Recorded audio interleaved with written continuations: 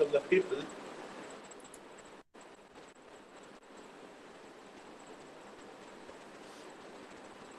Now some of them might have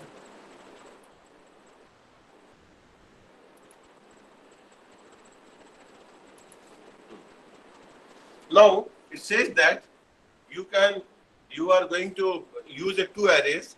Now if I'm having an array like this, for example, I'm having an array like this. Suppose I am drawing an array like this, which contains, say, like this 0, 1, 2, 3, 4. And you know that in order to read this array, you are going to use a for loop like this for I is equal to 0, I less than 4, and plus plus I. But if I am having a two-dimensional array, where it will be something like this.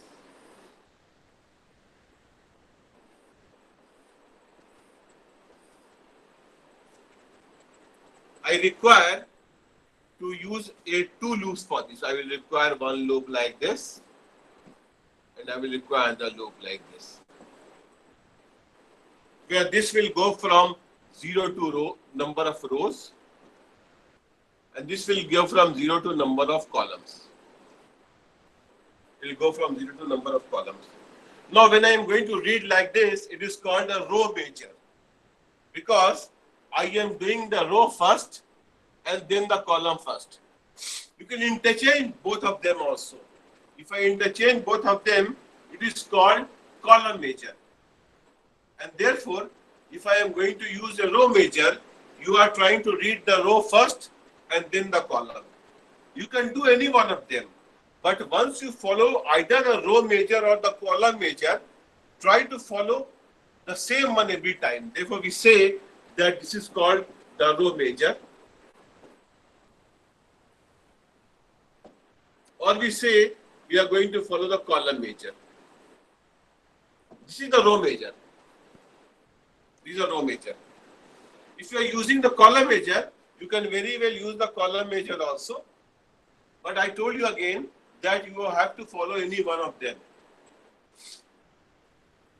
Now, some of the common operations which we have to perform on this is some of the common operations which we are going to perform on these arrays are the creation of an array and traversing an array. Now you know that how to create an array. In C language, you simply write integer array of 10. And traversing an array, you write a for loop for I is equal to 1 to 10, scan a percentage deep. Then that is the thing what I have already told in the last class, that how you are going to do this concept. Now, once I am going to use the next line, you can do insertion of a new element. You can insert an element. Just like, but insertion should always be done by index wise. For example, if I am making it like this, and you should see the value number 0, 1, 2, 3, 4, you first fill here. For example, I may say A, I may say R, say T, but don't fill over here. Maybe I put B over here and leave this blank. This might look to be correct, but this is wrong, because in this case, it will make the things problematic. Now, in that case, if I am going to use like this, the problem is that you will end up in getting a wrong one. Therefore, in that case, we will not be using this concept of doing that. Therefore, you should not use like this. That means whenever we are going to do that, we will be able to first fill this B, and then you can fill, say, R or K, whatever X, like this.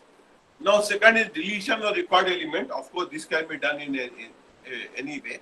You can do a modification and merging. Now, you know what's merging? What is merging? Merging means Combining two arrays together. Joining two arrays. Okay, combine two arrays into one. For example, I have an array A over here containing, Yes, sir. say, X number of elements.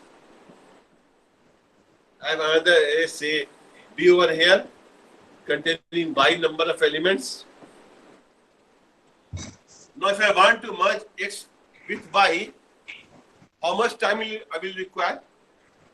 Anybody who knows the time complexity, how much time will require? What is the order of complexity? Sir, What is the order We of are unknown about complexity? the time complexity, sir. Is equal to The size of array 1 plus size of array 2. that means I am using the size of the array. Say it is X and Y. I can say it is X plus Y. Now suppose the elements are sorted over here. Maybe suppose 4, 8, say 12, 20. And 1, 2, 3, say 4, 9, 11, 15. Suppose it is like this.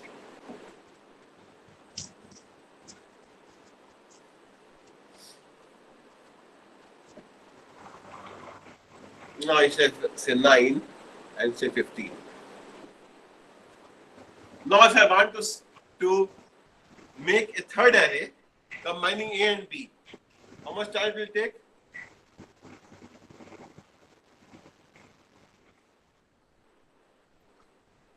Such that the third array Sir, which contain all element X elements plus Y number of elements. It will be done in the same manner. That means you are going to apply the concept where it will be nothing but order of X plus Y, or I can say order of, say, number of element, let us say is say n, if I can say n. Why I say n? Because it could be, say, X, either it will be X plus Y, or therefore it is all finite item. Therefore, in that case, if it is say 4 and 10, 14, it can take maximum of 14 only. That means if this contains some X is equal to say 10, say Y is equal to, let us take, say it is 20, then it could be maximum, it could be 30. Or minimum, it could be 11. Why I say 11? excuse me, sir. Bolo? Sir, how are you just counting the time complexity? That means the A array have the X elements, then you are writing X. I will come. Hello?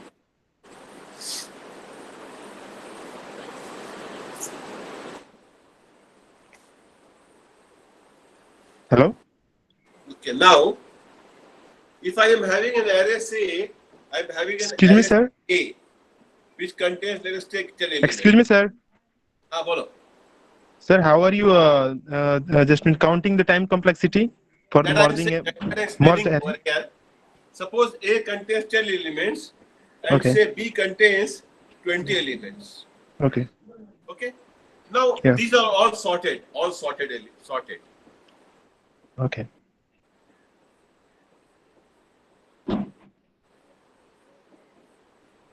Now when both of them are sorted, in that case, what you do is that first, while sorting, you have to compare the first element of A with first element of B. Okay. Now, whichever is smaller, you copy it into C. Now, let us show you how it actually works.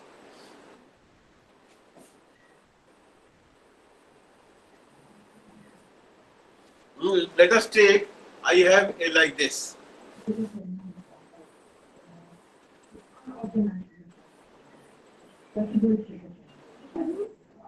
The 0 to 9. And the other one is bigger with say 0 to 20. Now this is A and this is B. Now what I do is that suppose I have 2, 5, say 6, 8, and so on. Maybe. So it will be 0 to 19 or 0 to 20, sir? 19. No, it will 19. That's correct.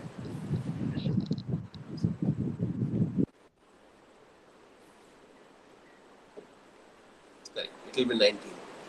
Now here it contains say 1, 3, 5, say 7, 12, and so on, maybe up to say 100. Now let's try to show you how it merges. You compare, you make another array. Let us make another array, say C. Now let us show you how it works. You compare 2 with 1.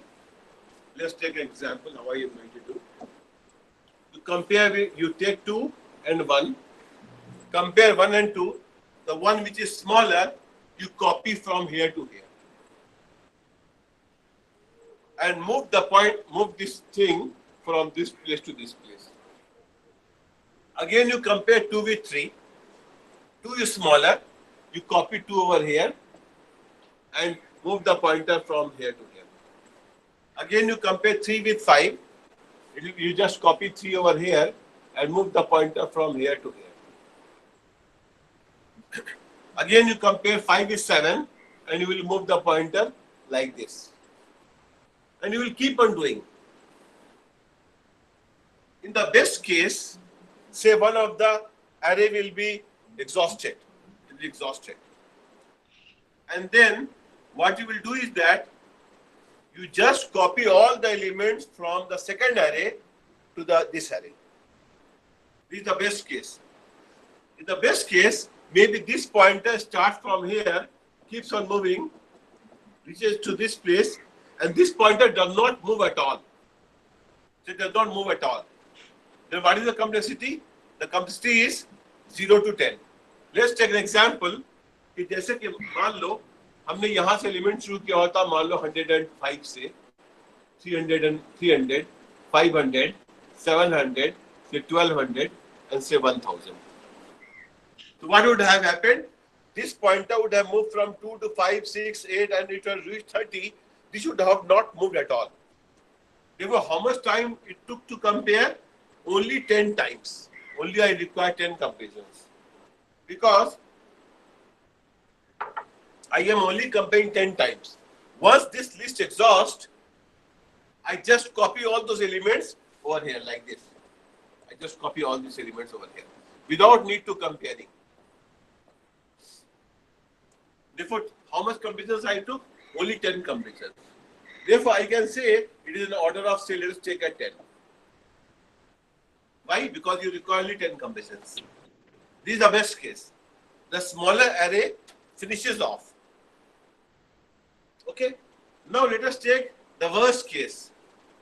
Worst case means this will also move one by one and such that at the last step, this pointer, the pointer which I am going to take over here, maybe over here, is going to reach to this place.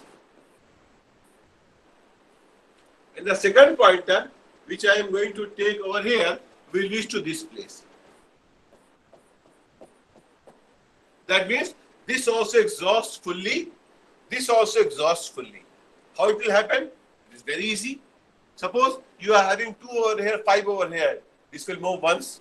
Then one time it will move. This will move 2 times. This will move 1 time. The first array will move 1 time. Second array will move 2 times. Then in that case, if it reaches to 10, this will reach to 20. And in that case, what will happen? That in that case, the number of comparisons you will make is nothing but order of 10 times for this and 20 times for this. The order of, say, 30 times. Because you compare 2 with 1, then maybe 2 with 3, then 5 with 5, then 5 with 7, and then you are going to do a lot of comparisons and you take the maximum comparisons. Now, if you are going to do maximum comparisons, the best time could be order of 10 and the worst could be order of 30. But again, 10 and 30 are all equal to n only, or all n. Therefore, what we say, the order of complexity is n. Where n could be, it could be either 10 or 30 or something in between. Something in between. It could be 15, 16, 20, 25, but not less than 10. Why? Because you have to do at least 10 comparisons to exhaust this list. Similarly, you have to do at least, that means if the 30 elements are there, you require at least 30 comparisons. And this is how you are going to come to find the complexity of the algorithm. Is it clear to you? Is it clear? That means you are going to find for the complexity by using this way that it could be like it could be 30. Now this is the way how we are going to calculate this, and we are going to find most of the all the algorithm which will cover in the class. We'll try to deduce the complexity. We'll not say कि order of n होगा तुम याद कर लो, इसका order of n square होगा याद कर लो, कोई याद नहीं करना है. We have to make the concept clear कि why the merging only takes a maximum of order of n. That means to merge two arrays, it will take an order of n times. It will take an order of n times. But now the question comes to you, अगर ये दोनों array sorted नहीं है, if they are not sorted, unsorted,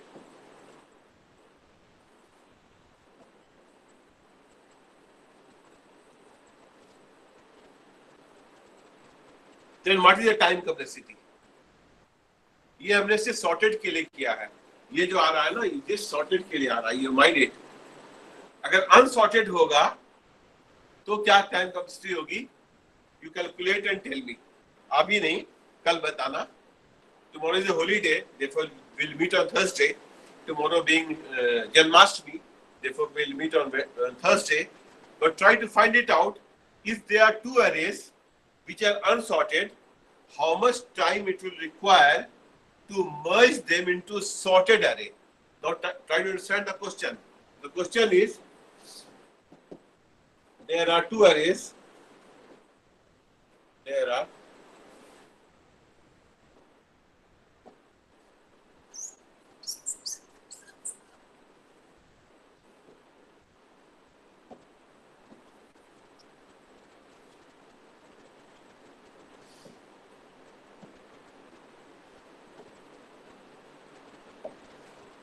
now the question is, there are two unsorted array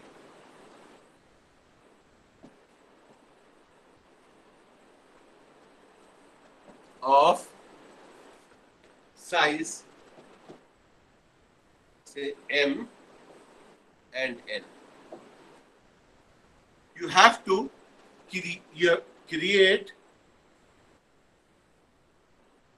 a sorted array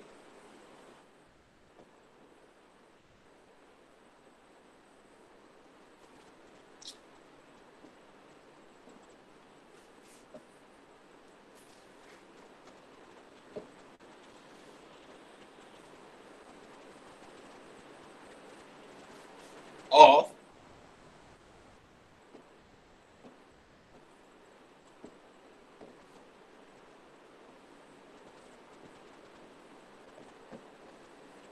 size m plus n. There are two unsorted arrays of size m and n. Create a sorted array of size m plus n. What is the writing it fast makes it little problematic.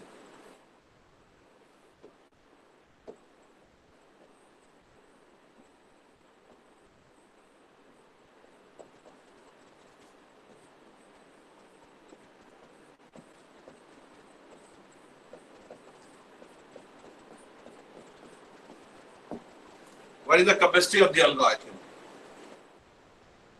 Try to see that what is the answer for this. ठीक है?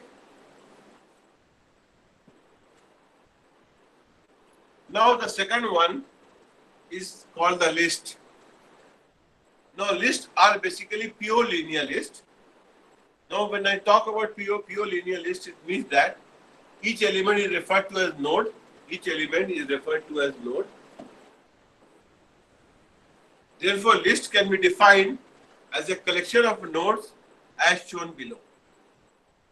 You will have this node 1, node 2, node 3, where this is called the data and this is called the link.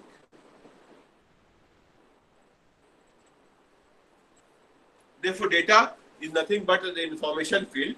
This is the information field, which can contain one or n number of informations. Where the link is a pointer to the next node. Now, the question is it linear? It's a pure linear. It's a pure linear. As I told you in the last class, it is not a pure linear list, but this is a pure linear list. Pure linear means you cannot go to the second node without skipping the first node. You cannot go to the nth node without skipping n-1 node. And therefore, these are called a pure linear list. Now, the thing is that when you are creating a linked list, you have to first create a node. You create a node which contains one part of data.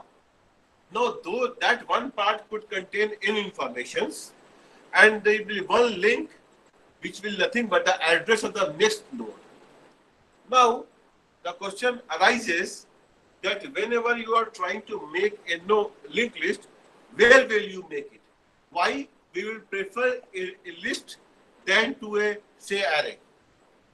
The answer is that these 1, A, B, C are not in contiguous memory locations. They are not in contiguous memory locations. This address might be, say, 2520. This could be, say, 2810. This might be 2400, say, 30. Therefore, these are the addresses of what? RAM. This is the address of RAM. Now you know that whenever we are trying to access the RAM, each element of each cell of the RAM will have one address.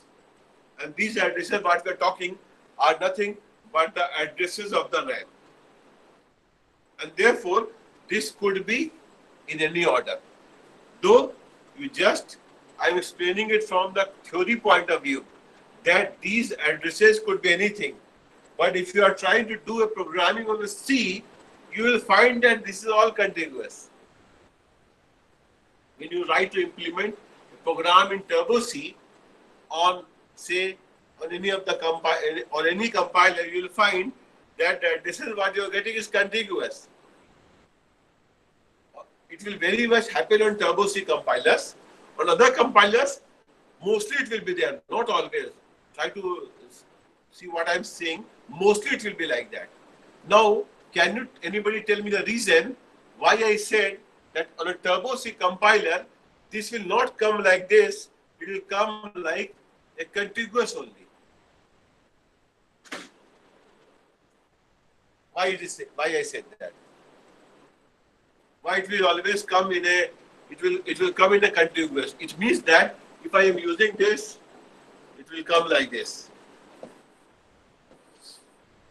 Maybe it will come like this.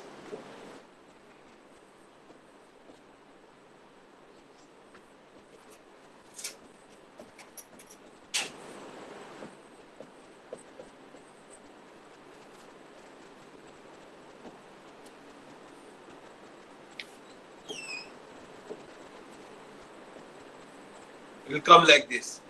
12, 16, 20 with a gap of 4, 4. Let us take an example.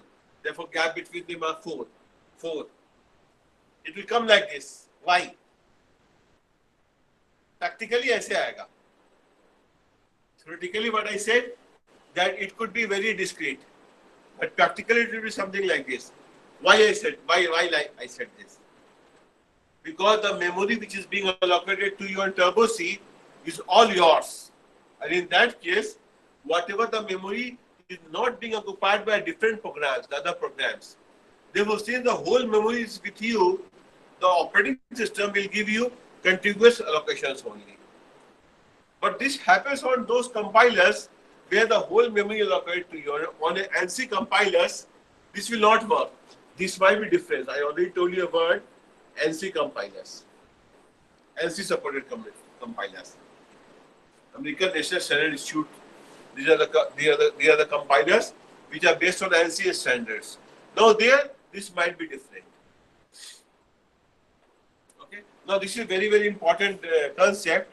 We'll do in the other classes. We'll do it in the very details. But try to understand that here you will have the data as well as a pointer field, which is nothing but the address of the directory. Now here, if this is 2516, this will contain 2516. If this is 2512, this will contain 2512. Since there are no more up after that, it will contain null. It will contain null. And this head node will contain the address of the first memory. That means this will contain nothing but 2520.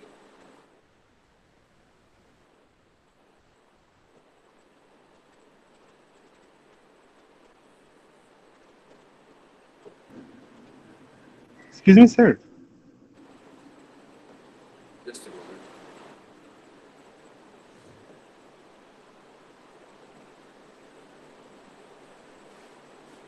You can please ask. Sir, so you are saying that the in the Turbo C++ in the Turbo C the memory allocations is contiguous, no, for the linked list. But what is the reason? What is the reason? Whenever you are trying to allocate a list also, Yeah. it is going to allocate you contiguous only, but that is the concept of the compiler, not the concept Yeah. of that is the concept of the OS, that it is going to allocate in a contiguous manner. But in Okay. other compiler, let us take an example of Linux, where there are multiple programs can be accommodated in the memory. In that case, it might not be, if you're going to allocate a very big array, very big linked list, it will not give you contiguous. But if you are only allocating 5 nodes, now in that case also it will give you a contiguous. Now you know that in any of these, like for example, let's take a Windows OS, or take a Linux OS or Unix OS. The memory is shared between all programs. Now I use a word called multi-programming. What is the meaning of multi-programming?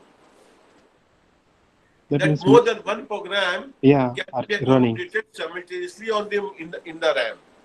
Yeah.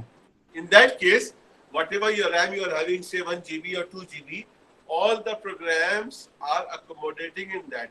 Now here the OS will create partitions to each one of you. But Yeah. you can also initiate lot of programs at a time. On Turbo compilers, you cannot open 2 windows. You cannot open 2 windows and write 2 different programs. For example, I am writing a program on Turbo C for sorting.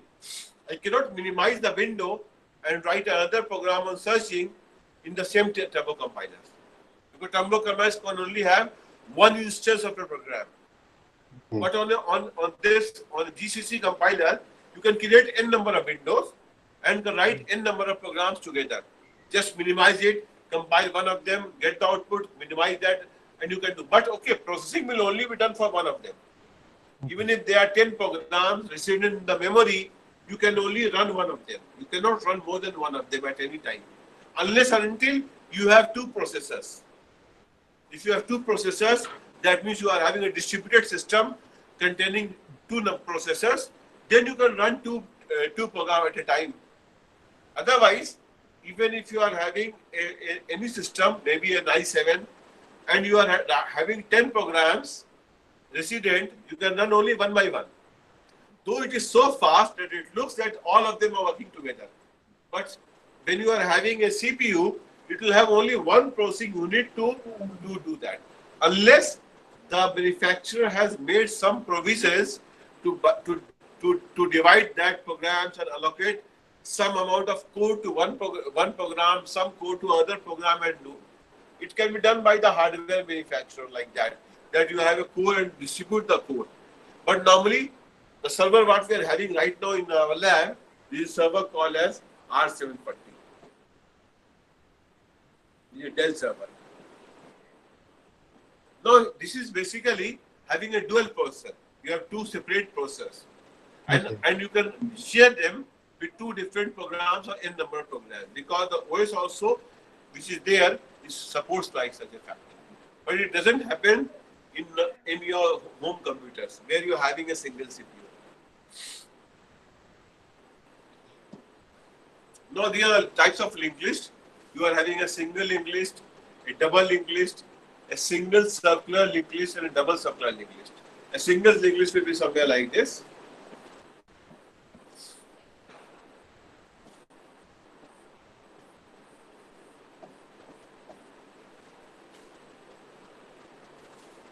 Now this is single linked list. If you want to make a double linked list, I'll just put like this. This becomes a double linked list. Actually, I will try to write like this, because this will not look to be correct. I will write like this.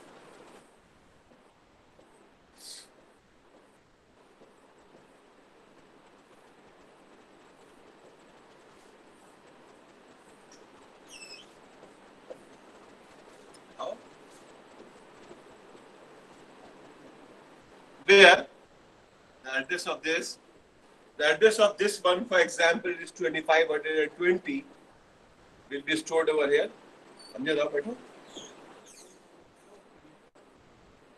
Suppose the address is like this, 2710, it is stored over here. Now the address of this is stored over here. Now the meaning is this, that you are having two links, you are having one data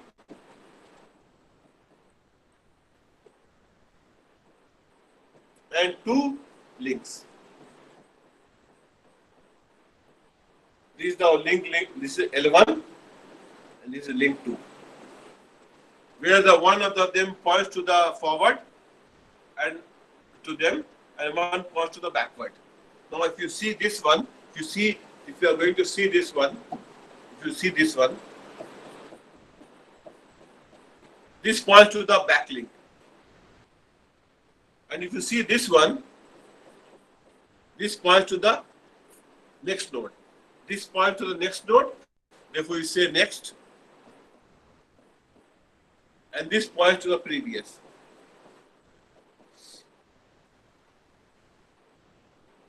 Now a single circular linked list will be having this example like this, where I am going to make a backlink from here like this. Now this is a single circular linked list, where the last node contains the address of the first node. A double circular linked list will be having two links like this. Then what will happen? It will have like this.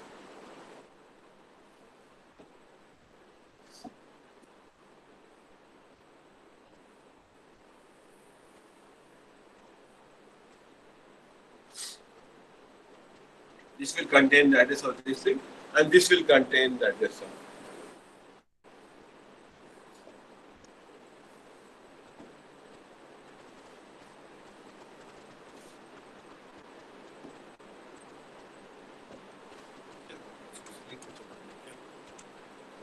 Now, this will contain the address of like this.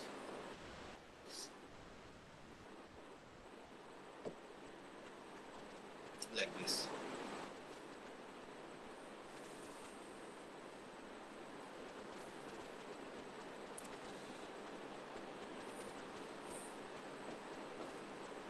That means this contains the address of the last node, and this contains the address of the first node. And there will be no null links. If a double circular linked list will have something like this, like this.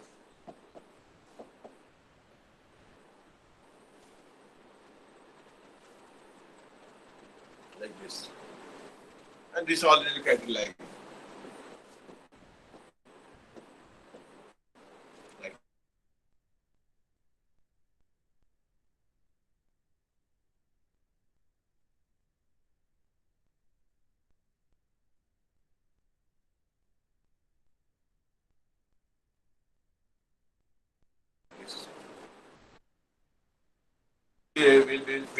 We'll be going to study in this semester. Now this is another topic, which is the second unit, stack. It is a type of we call it a LIFO, which is called a last in first out. It is, you can implement as a stack like this. You say, you can say from here it will be 1, 2, 3, 4, 5, 6, and so on. That means you are going to use something. You are going to use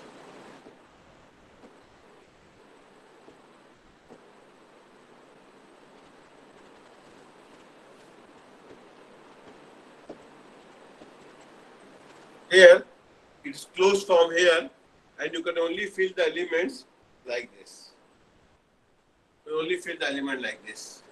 That means you fill the bottommost, then keep on doing the above till you find that you are going to. That means you cannot remove the element from bottom. You know that it is just like a, suppose you have a glass and you are putting small balls in the glass. You cannot remove the lower ball until you take the top ball. I can simulate like this, that I put one ball like this, one ball like this, one ball like this, and this is closed.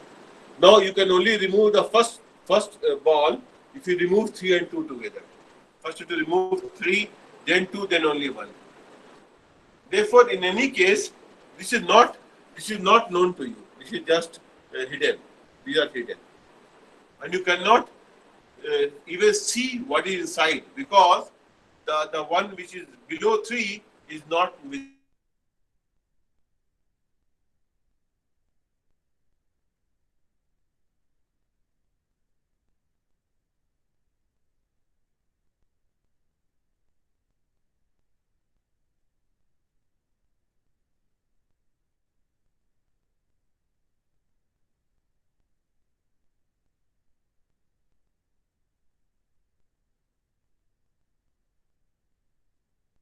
To you. The one यहाँ से camera जो है ना इसका यहाँ से. ठीक. Now this could be thing that when you are, I said that it is a stack of plates, something a stack of the plates, where you are going to take the fresh plate from top, and whatever if new plates are being put, it is always put on the top of the stack.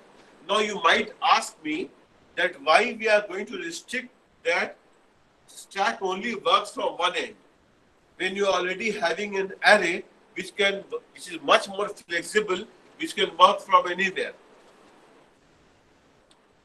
Because if you convert an stack to a more flexible type of data structures, your work will not be successful.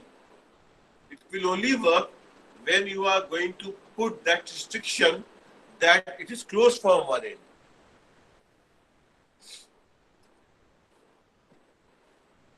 Now here, this is what I talked about.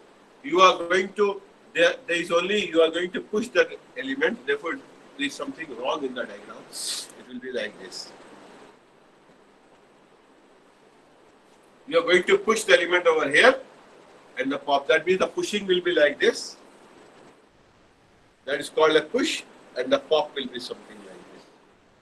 Now push and pop can only be used in the case of stack.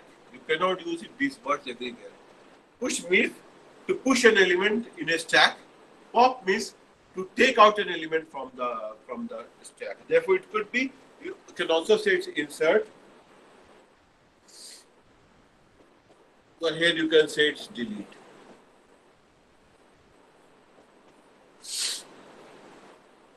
But insert delete can be used at other places also. Push and pop is a word specific to stack only. Therefore, we will use these words push and pop only in the case of stacks. And you will find that this is one of the very, very important concept which will be used quite a few number of times. Even if we are going to do a chapter on trees, we are going to do a chapter on graph, you will find that we will be using this one. The concept of stack is spread across all those particular topics and concepts. Now, the stack can be implemented as two ways. One, either as an array or as a pointer. And you know that when I say it is implemented as a stack, as an array, it is always static. Therefore, since it will be static. And if you are doing using a pointer, it's dynamic. Now, just let me explain the meaning. You know that when I declare array, I declare like this, maybe say A of, say 10. And now this 10 is fixed. It is fixed. I cannot increase the size. When I say it cannot increase the size, it means that I cannot increase the size because it is not possible because of the fact that I have to open the code again, do it again and again. Whereas if I am using a dynamic allocation, I write like this.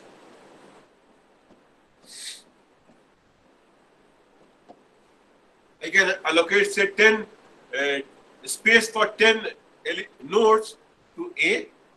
I can write like this: A is equal to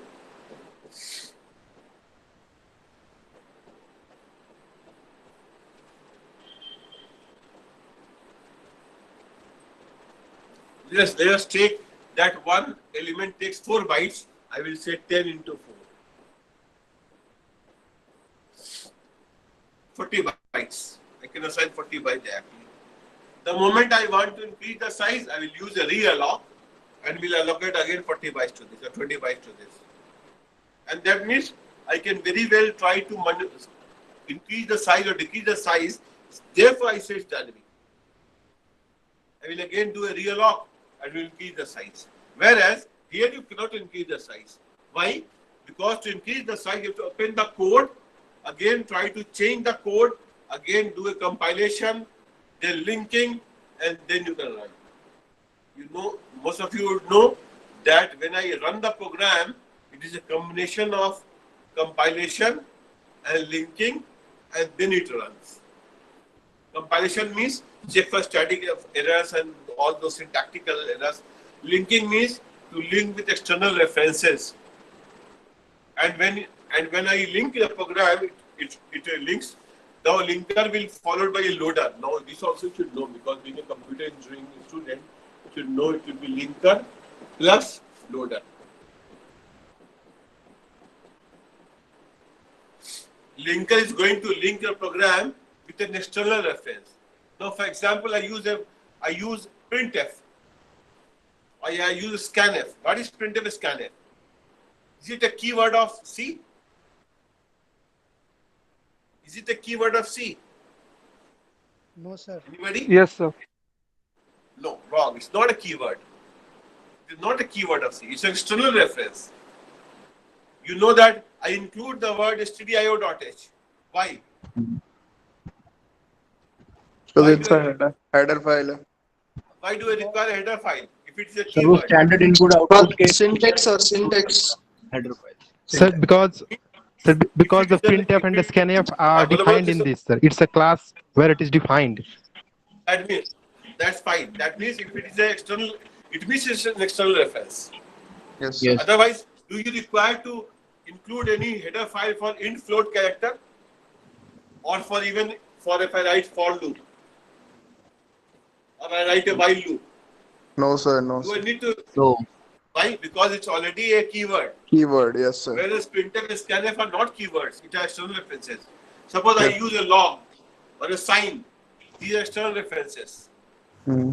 And therefore, I mean, whenever you are trying to do a malloc, what is the external reference for malloc? stdlib.h. It is stdlib.h, or in C it's alloc.h. Therefore, it depends. Therefore, in that case, you are going to these external references. If you remove those external references, you cannot write these codes. And therefore, dynamic means you can always change the size of you can always increase or decrease. Now, it is now if I use it, very, very important concept. Now here, you are just entering to this classroom dynamically. you can increase only dynamically. That means you can have that means any time you can coming and increasing. Now in a class, if I have a physical classroom, I have put 50 chairs over here. Only maximum 50 of you can come. Even nobody comes, then also those 50 chairs are used. If nobody comes in the class, and the teacher is just standing, in that case also the 50 chairs, which are basically memory locations, are being used.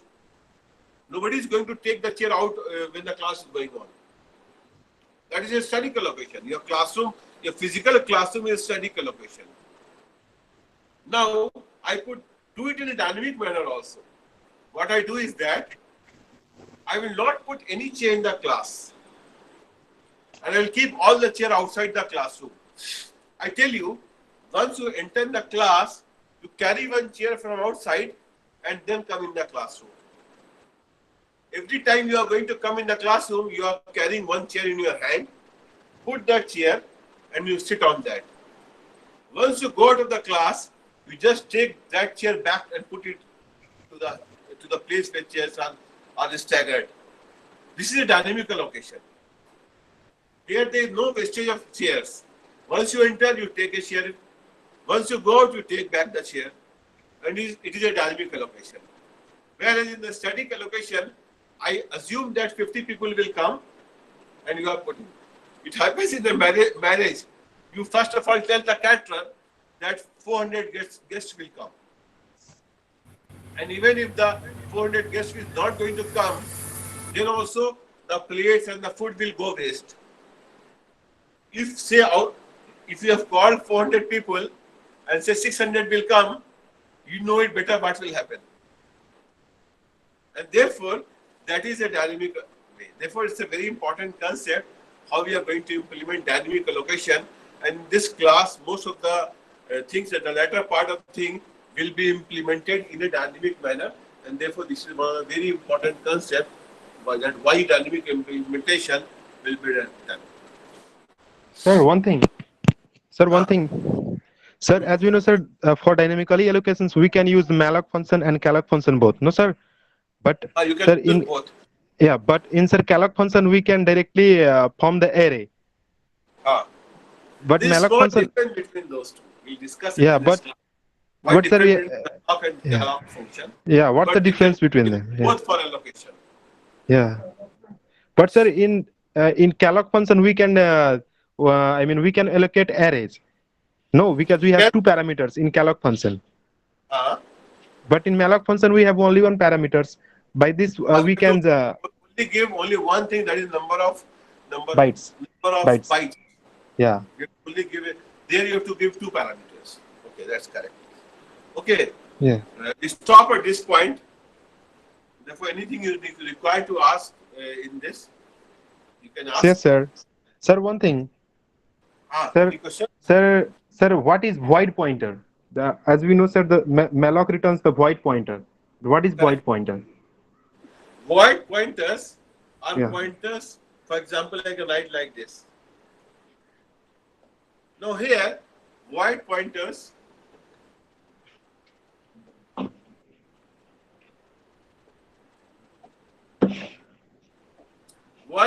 are pointers which can point to any type of data. For example, here A can point to integer, character, float, strings, or even it can point to a similar type of data. It can point to structure, it can point to union. That means if I write like this void pointer, it means A can point to say address of B, it can point to address of C, it can point to address of D, where A could be, B could be integers, C could be character, D could be float, it could be double, it could be a structure, it could be anything. But if I am going to write over here, if I write int over here, then on the right hand side it will always be an integer. Now, this is a very flexible way to do that. I can always use a void pointer. But I say now, these are the things which you should know. Void are very, very flexible. But we should not use that very often. Though it is very flexible. Because by looking at this code, if I write one line code like this.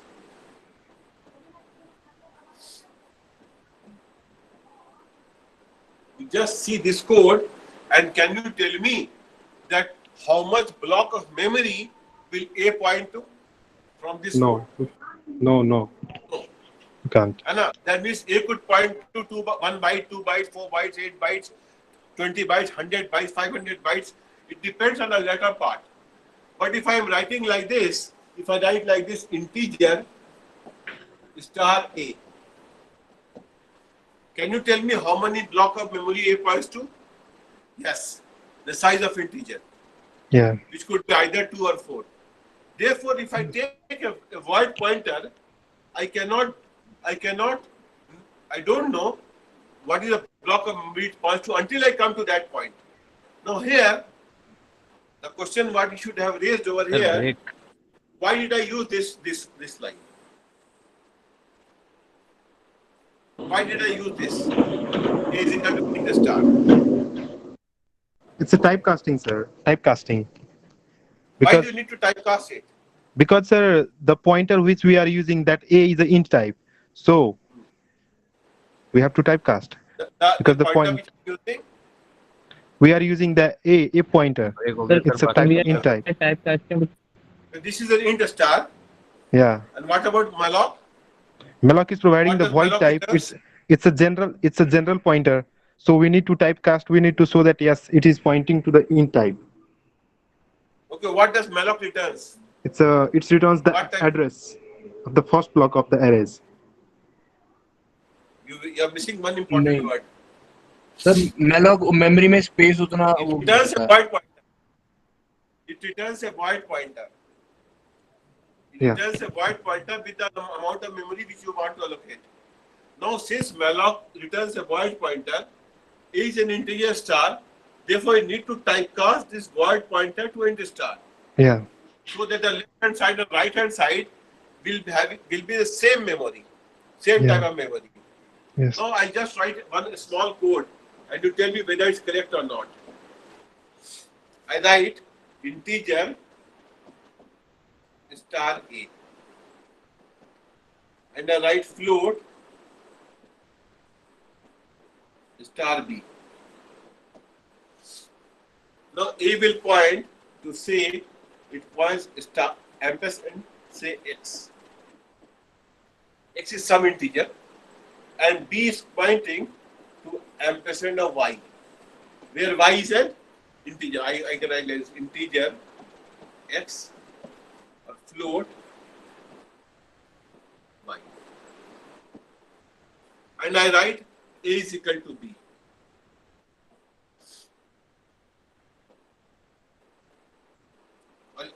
Or maybe I write like this. Or maybe if I just a moment.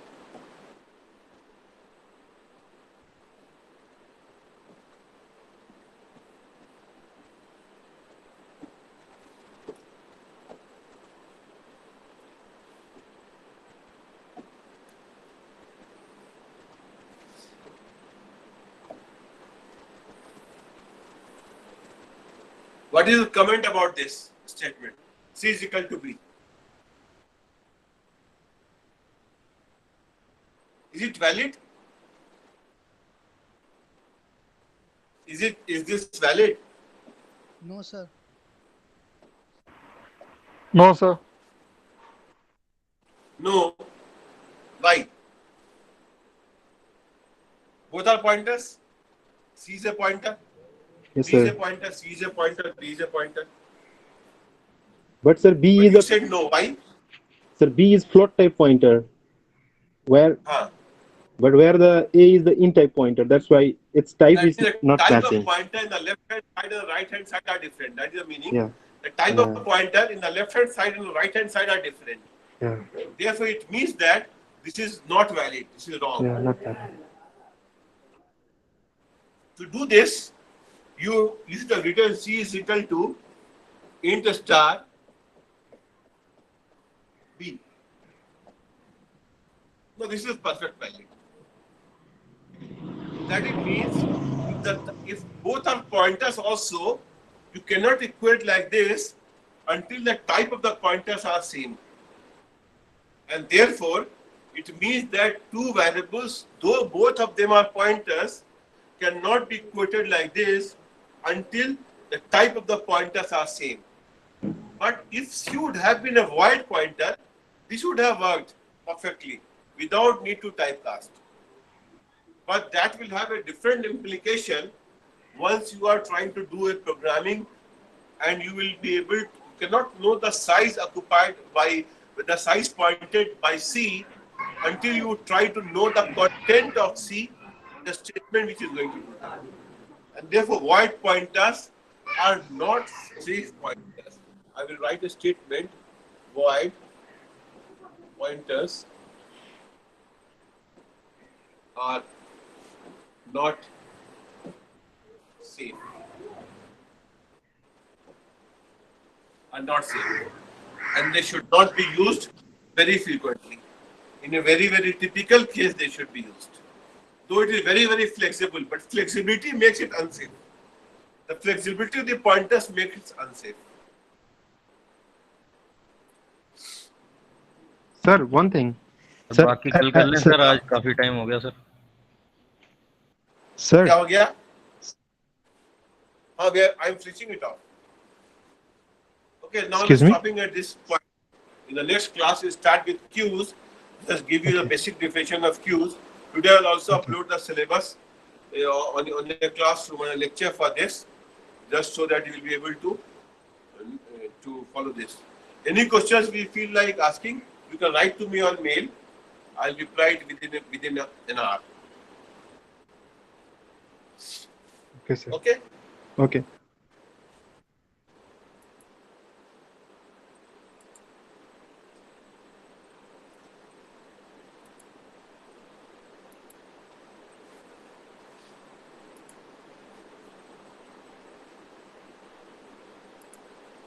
Don't leave right now. Just I'll mark attendance over here.